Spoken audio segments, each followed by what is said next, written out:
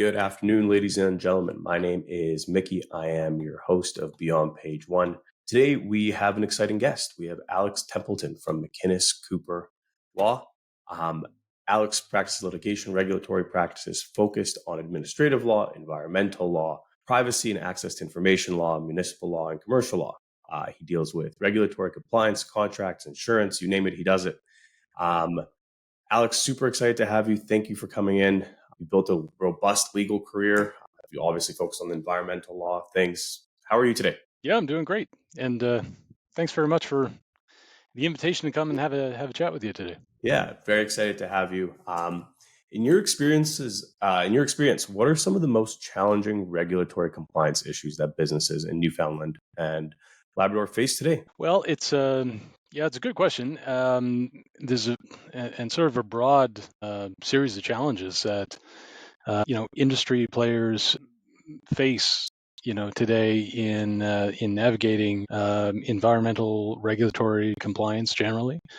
I think kind of the starting place to begin with is just at the outset that regulatory regulation works best when everybody understands clearly what is required of them, right? And Yeah.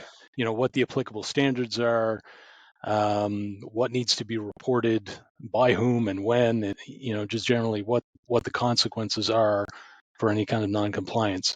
And there's a lot of criticisms that we can make, but for the most part, it works well. We typically achieve good compliance.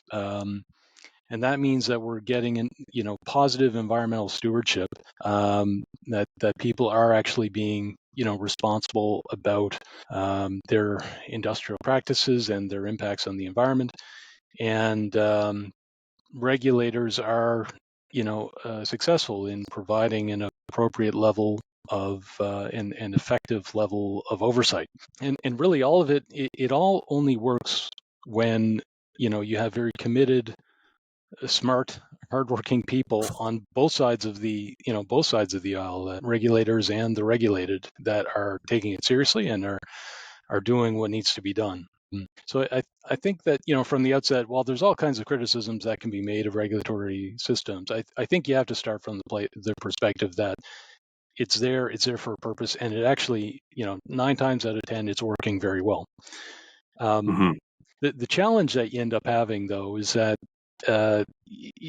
by its nature, it leads to a certain level of uncertainty, and that's it's the type of uncertainty that can be really detrimental to particularly industry. Developers really need certainty around regulation to be able to inform the investments that they make and the business decisions that they make.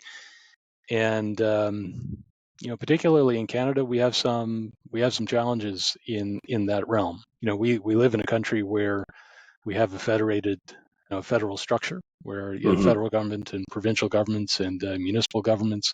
Layered into that, you have Aboriginal governance as well, and that often means you have multiple levels that sometimes it's not entirely clear who is responsible for what, who takes the lead on what, and who follows. There's boundaries of agency jurisdiction that sometimes it gets a bit gray, and at times claims are made that certain agencies are encroaching onto the turf of others, and that's all kind of part and parcel of the regulatory puzzle that we have in this country.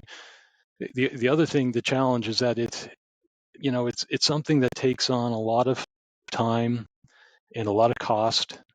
It's very consuming of both, and budgeting for that can be a real challenge. I've heard of proponents of projects that are saying, well, we know from the business perspective the investment is going to be X, but we need to essentially multiply it by add another quarter to or a third of investment into this because of the regulatory piece. So I think people are getting to be more prudent about that, but it's at times you get people sort of caught unaware as to the real cost of obtaining regulatory compliance. Yeah, so that's another aspect of sort of challenge. And then at the end of the day, what ultimately what it's all about too is decision making. And regulators are it's often the decisions around environmental issues are multi-factored decision making, and Mm-hmm. that can lead to some unique challenges as well. From the perspective of the reliability of the decisions that are made at the end of the day. We live in a democracy, and as a result of that, we have elected decision makers whose discretion is not completely unfettered. Like there are requirements that they, in making decisions, that they make decisions that are intelligible and transparent, and people need to understand why decisions are made the way that they are. Oftentimes, it's not entirely clear when decisions are made what the reasons are and why a certain balance might have been chosen over another. Yeah, Those that kinds of makes issues sense. can lead to legal challenges, and so from that sort of overview alone, you can kind of get a sense as to why I'm busy all day Yeah, the complexities for of it. different clients. Yeah, navigating those complexities. Yeah, no kidding. It sounds like there's a lot of cooks in the kitchen, a lot of moving parts. Honestly, it's Absolutely. yeah. Yeah. How do you see the intersection of the environmental law piece and the economic development piece playing out in Newfoundland, and really in the context of the emerging industries, right? Yeah.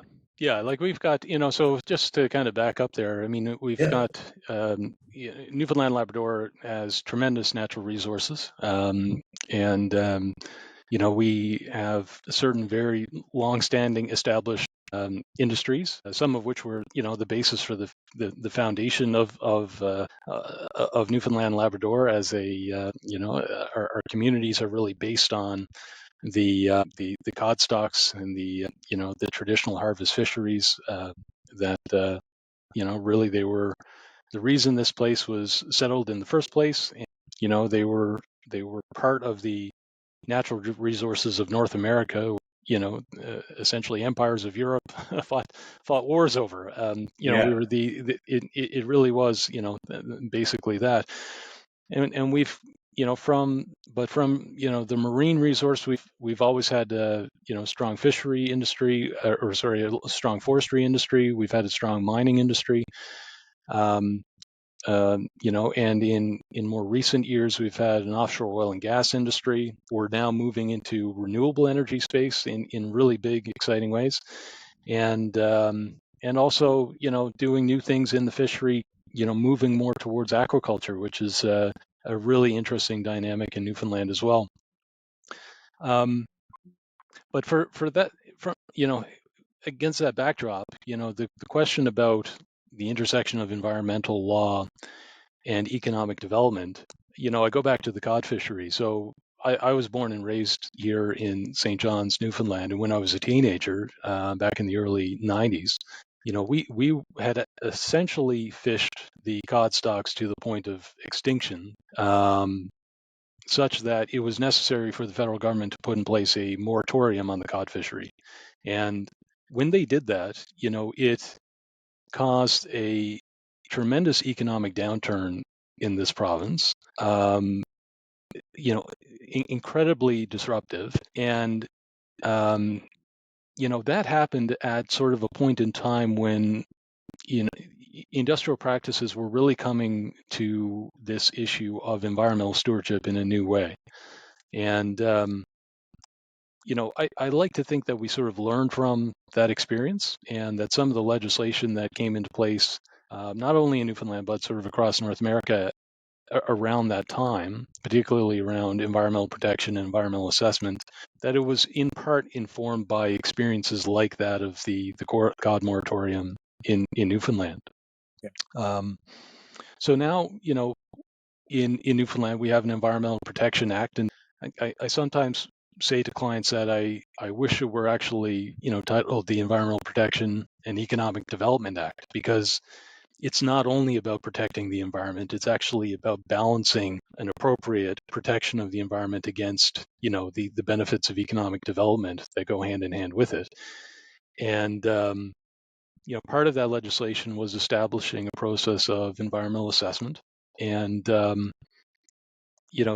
that it was such a environmental assessment is so critically important to the management of our natural resources, because it moves away from indiscriminate use of the environment, and you know and sort of dealing with the after effects of either overuse or of significant impacts. It's the policy that moves us away from that more so towards, okay, let's consider at the outset, what do we know at this point in time about what the reasonably anticipated environmental impacts are. Let's consider about all the different ways that we could implement to mitigate those impacts, or whether or not there are sort of other methods to get at the same benefits that would be less impactful that we should consider, and then do the balancing. Actually make that decision informed as best we can with what we know at the time, to say, okay, if we are going to say yes, go ahead and proceed, and we're going to countenance this, what are going to be the terms and conditions that we're going to put in place to mitigate the impacts, and what are what do we know about what those costs are going to be, weighed against the benefits, social, economic benefits that will go along with proceeding. That ultimately is what it's all about. It's sort of reconciling those two imperatives. And in that way, environmental assessment and environmental stewardship has actually become an integral part of economic development now, in a way that never existed before.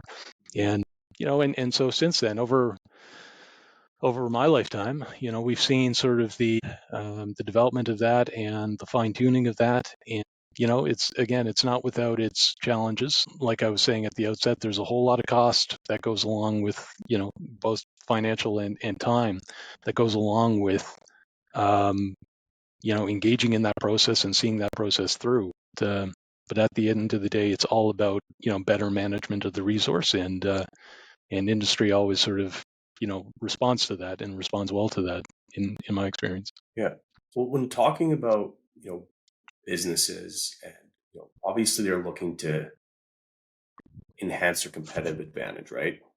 So what advice would you give businesses that are seeking to enhance the environmental sustainability practices while also remaining competitive in their space? Well, it's it's an interesting question. Ultimately, at the end of the day, it's just accepting the realities of that, rigorous regulation and compliance regimes that we have, right? And trying to get the clear sense of how you can properly engage with those regulations. Like I said at the beginning, typically it's well understood what the requirements are, and most of the industries that I deal with, they have good, solid working relationships with the regulator. They understand each other. They understand their reporting requirements and the frequency of those, and the level of detail that they need to get into. The auditing that goes on, the real-time monitoring, which I think is only increasing. That's one of the real benefits of technology in this sector, is that we have the benefit of being able to almost continuously better understand what the impacts of our activities are on the environment, and be able to measure them, and then craft new ways to mitigate those impacts. And so it's I think in terms of how can industry sort of best suit itself to that while being competitive, it is really understanding that that doing this and doing it well will make you competitive. You At the can't end of the day, do it without. absolutely, you can't do it without it. It's part of it's part of the game. It's part of the price that is paid. Part of the cost of doing business now. Yeah. And but also that it's not only about an ecological benefit. Ultimately, at the end of the day, it makes good business sense as well. That it's better to have a sense of what can we do now to live the balance that we all are accepting, and that we have social license to actually engage, as opposed to do something that is considered to be sort of indiscriminate use of the environment, and not meeting social standards, and at the end of the day facing the consequences of that on a later date, because I think that's the other way that environmental law is developed, is that there are significant penalties that go along with not following the rules, and those are penalties that are only ever increasing. Yeah. I I mean, think that's just it. It's a cost of doing business, and it's really good business. yeah. And truly, like, I mean, I come from the marketing world, right? So it's leaning into that when you're branding yourself, right? Talking Right. about that you are on the environmental sustainability side and that you truly care about it. It only actually helps you grow your business too. Yeah, and that's something else, is that from perspective of, green procurement is a real thing now. I mean, Yeah, it's something that when people are looking for service providers, goods providers, these are things that people are attentive to now. Is, well, what is your 100%. footprint? What is your footprint? Yeah, exactly. Yeah. Um, can you share some insight into the role that legal professionals have in shaping public policy related to the environmental protections? Yeah, sure. Yeah, I mean, Yeah, it's there's many different ways that legal professionals help to shape that public yeah, policy. From my experience, obviously first and foremost, advising industry on what the regulatory requirements are, and yeah. giving them clear understanding as to what those rules are. I think that's a sort of a constant. More sort of episodic or ad hoc is when we get into litigation around some environmental compliance issues or regulatory requirements. When that happens, it tends to be more focused issues and more nuanced. But it's being part of the process, the judicial process, where you ultimately will get parties that sort of have adverse views as to what the reality may be, and you have the judiciary there as an arbiter of that and coming to a resolution of that. Typically that's not where the story ends. Usually that's informing the way that legislation should be amended, or new regulations should be brought into place to ensure that it is achieving the proper balance that that is intended. So we legal professionals are sort of engaged in that perspective as well, and can help push the public policy in environmental protection through that means as well. And then other than that, even just direct engagement with decision makers, ministers, senior bureaucrats.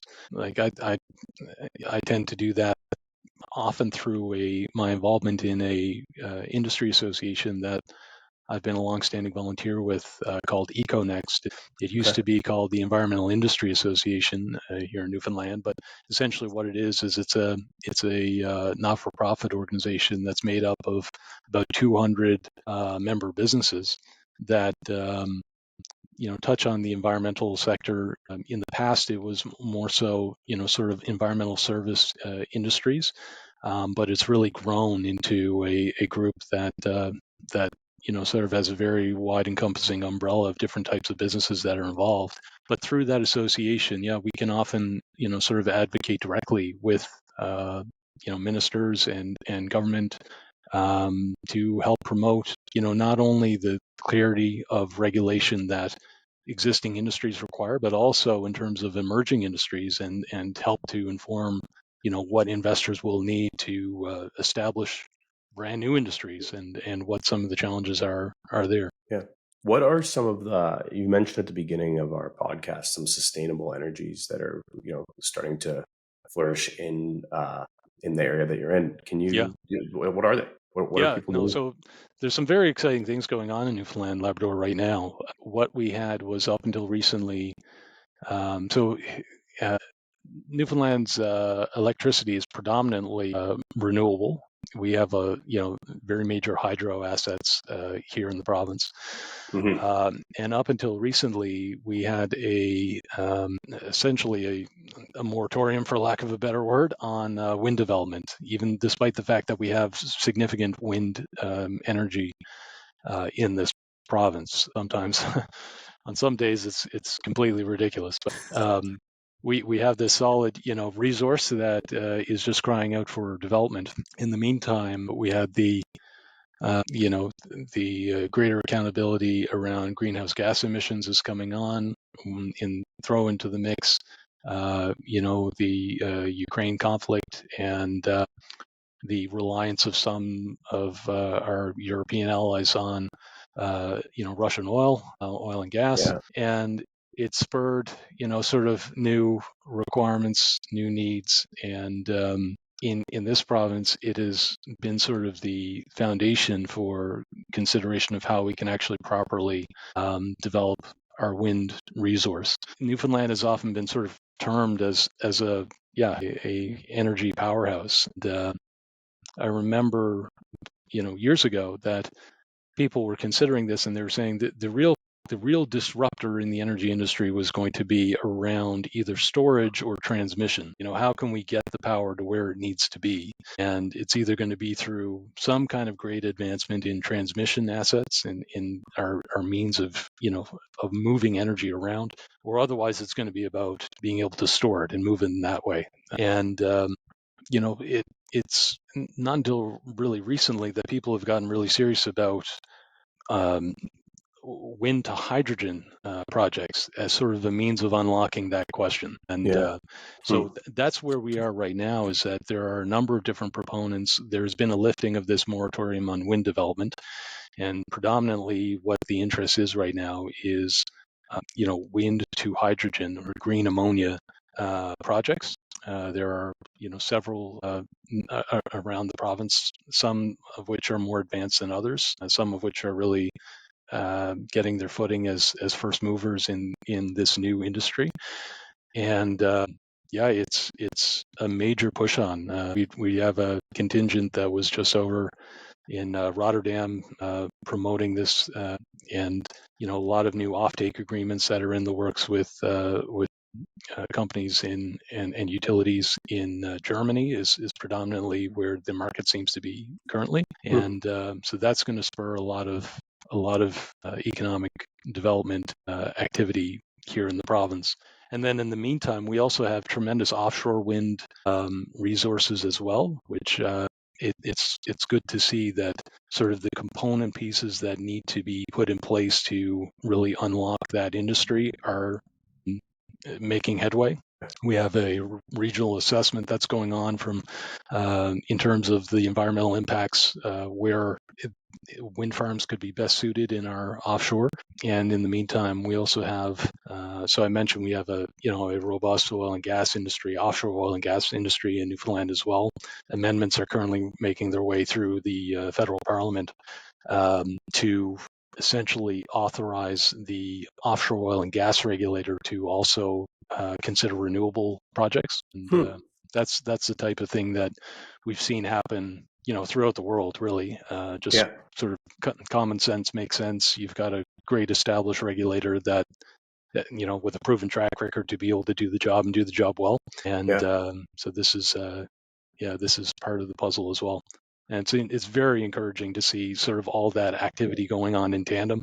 I mentioned really this group is. EcoNext that I've been involved with over the past 10 years. A lot of this stuff was things that we were, talking about 10 years ago, but we were saying, wouldn't it be great if, it was always sort of perspective and who knows if this would ever come to fruition. And here we are looking at this, and I can basically look at every industry sector in Newfoundland and say, there are things that we were talking about 10 years ago that now, Happening. it's here, it's happening, and that's really encouraging, really exciting. Yeah. Very cool. Yeah, sorry, I took a little bit of a segue there, but I was interested in that.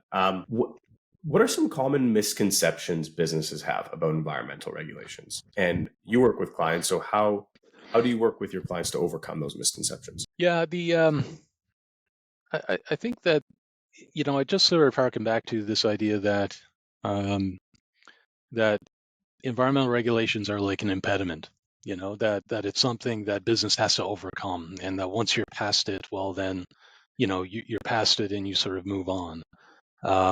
And that, that their purpose is actually to stop economic activity altogether, which, that again, I go back to this idea that the Environmental Protection Act should be called the Environmental Protection and Economic Development Act, because it is that it's that and I don't see, to be honest, I don't see a lot of my clients, really engaging in that. I think that's part of the mythology that's still out there, and it's probably people that aren't really, sort of seasoned actors would maybe have that misconception. But I think most, responsible, sophisticated businesses understand that it is just part of doing business now. It's there's no question to it, and that, yeah, it isn't about trying to put the blocks on what it is that you intend to do. It's about just trying to get a good, clear sense of what are the impacts going to be, um, and how are we going to deal with those, and how, what's the best way to deal with those responsibly. And Yeah. so I think that's it. That's what I'd come to. And then, the only other myth is, yeah, is that sense that, okay, we're going to jump through that hurdle, or jump over that hurdle, jump through that hoop, and then be on the other side of it, and we'll be able to carry on. No, environmental stewardship is something that is from, what would you say, from birth to grave. I mean, it's, Yeah, it's just something line that, onwards. yeah, it's just going to be a continuous part of doing business, in any jurisdiction. Newfoundland is not unique in any way in that regard. Yeah, it makes total and complete sense on my end. You mentioned technology earlier, and obviously, with how fast technology is evolving, how is technology changing the practice of environmental law? Yeah, so it's well, I think I'd start off by saying that technology is impacting, all practice of law in Yeah, all different sectors. I mean, and in exciting ways. I think that what we're seeing is, well, generative AI in particular is doing some really, really interesting things.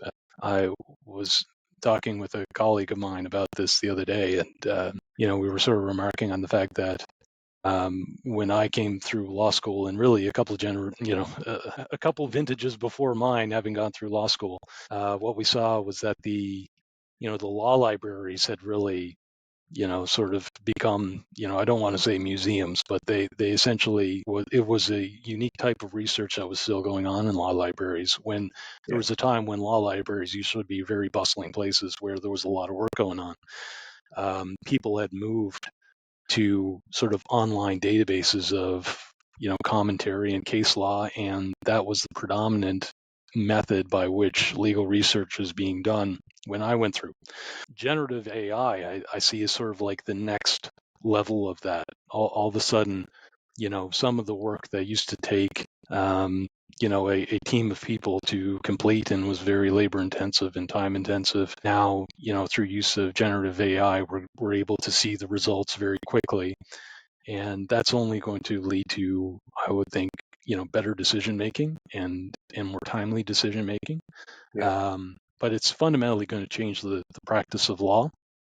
yeah, And so we're always trying to be attuned to that, and how we're properly going to be able to adapt to the times. In environmental law, I think one of the sort of, key technological pieces in that is what I referenced before, which is around, information and data collection, and the new unique ways that we're seeing, that enable us to do that, so that we can better understand what the impacts are. It also is benefiting, the sustainability of industrial practices, though, as well, because we're more attuned to changing environmental conditions, and as we get more and more data on that, we're understanding properly how those, present risks to industry, and how those risks can be mitigated and accommodated. So yeah, it's sort of in that area that I would say that's going to have a tremendous impact on environmental law going forward as well. And a lot of the businesses that I mentioned that, fall under our umbrella at Econex as well, you've got some really interesting tech companies doing some amazing things around, remote sensing and monitoring the environment, and, both, air, soil, marine, big time. So it's always interesting to see what, different companies are doing to better, enable us all to understand the environment that we are operating in. Yeah. And you can only imagine, Newfoundland, Labrador. I will say, although I'm saying this aware of the wildfires that are going on in Western Canada right now, Newfoundland is a interesting, unique environment in which to do business. The offshore oil and gas industry that we have here, some of the harshest conditions in which to extract oil and explore for oil on the planet, and we've been able to do that and make a run of it, and and understand it. Aquaculture, similar. It's attractive here because of our bays and the cold water that we have. But we understand that to do this well, we have to understand the different ecologies of the places where we are growing our fish stocks. We have to Yeah. understand the impacts of oxygen levels within water and temperature changes within water, and be prepared for those. And then the simple fact of climate change as well. The impact of climate change in Newfoundland has predominantly been in the strength of the relative storms that make their way up the eastern seaboard. And so we have to be prepared for that. We have infrastructure here that was made 30 years ago to account for what was considered to be 100-year storms. And, suddenly 100-year storms we're seeing happen maybe 3 times a century, or, more like, one every 20, 25 years. So it's just about being more aware and constantly understanding what the standards are that we are operating towards, and better understanding those standards, and being prepared. I like that. Thank you for sharing that. You mentioned something at the beginning of the call about the Indigenous knowledge and the perspective. So, how can the legal system better integrate the Indigenous knowledge and perspective into environmental law and resource management? Do Yeah. you work with it? Yeah. Yeah, no, it's well, it's so the indigenous knowledge piece is it's a critical component, key component. Um, like I started off with, that we have the layering of multiple different, sort of governance Mm. models, or networks in Canada, and it means that we have to listen to all of the various component parts of our communities or societies, and that, I think, is one of our proudest achievements as Canadians, to be quite frank, is the way that we actually are able to grapple with our history, and actually navigate through the things that the ties that bind us all together. I think that's a critical piece. But in terms of indigenous knowledge, one of the great things about resource management is that it is typically that the more voices that we have, typically more voices does equate to better decision making. And indigenous knowledge, what we're seeing in Newfoundland, which again I think is just a tremendous development, is that we're seeing more and more partnerships between industry and our indigenous groups, in actually developing our resources hand in hand. That's I think that's so critical, that we need different stakeholders informing what the effects are, positive, negative, and neutral, from their perspective with respect to their particular constituencies. And it's, at the end of the day, governance is complex and social license is complex. But I think it has to be an inclusive exercise. It's one that if we are exclusive in who we listen to, or whose opinions, perspectives we choose to validate, and whose we ignore, at the end of the day, I think the history of that type of approach has been one that shows that it's fraught with problems. So we're trying a new approach. Yeah, I think for the most part it is working, and it's going to work well. That's awesome. Yeah, I'm from Manitoba, and I'm seeing it here as well. So Yeah, it's seeming like it's creating a collaborative effort on issues, so to speak. yeah, no, that's Um, right. a couple more questions for you here, but really just wanted to finish up by, what are some proactive steps that companies can start taking to minimize their environment besides hiring you? Yeah, yeah. I was going to say, get legal counsel. No, Yeah. it's funny though, because in reality, it is about engagement, right? Like it's and understanding that if there's a true understanding of this, like we've been saying throughout, that this is a part of doing business, as opposed to, okay, this is sort of one aspect, one unique set of hurdles that we're going to have to get Yeah. over, and then we'll be past. Just having that mindset that if it's going to be something that's going to be an integral part of your, industrial activity, or your business from inception through, then it is about sort of, establishing early on that you're going to need to understand these regulations. You're going to need to understand the way that they are potentially going to be evolving. You're going to have to stay up to speed on them and understanding how they impact your business. I do work. You mentioned in your intro that another aspect of my practice is in the privacy world, and we do audits of different businesses to understand how they're doing in terms of their protection of confidentiality, and how prepared they are for things like privacy breaches. The same is true of environmental. You can do environmental audits to properly understand, how are we doing? Are we answering to all the regulations that exist? Do we have unique challenges from an environmental perspective that we aren't properly prepared for? We aren't properly mitigating that risk, and there's no sort of early enough time, in my opinion, to acknowledge that, and then get advice, and get a diligence around those issues early on. Awesome. Thank you so much. I learned a ton. This is not a world that I'm acquainted with very well. So I'm sure our listeners are going to be listening to this and going to be having a lot more questions. So yeah, with that, I will wrap things up. If you guys do have any other questions, this obviously will post Alex's information. I'm sure he'll love to take some questions and educate some people on any of the topics covered here today.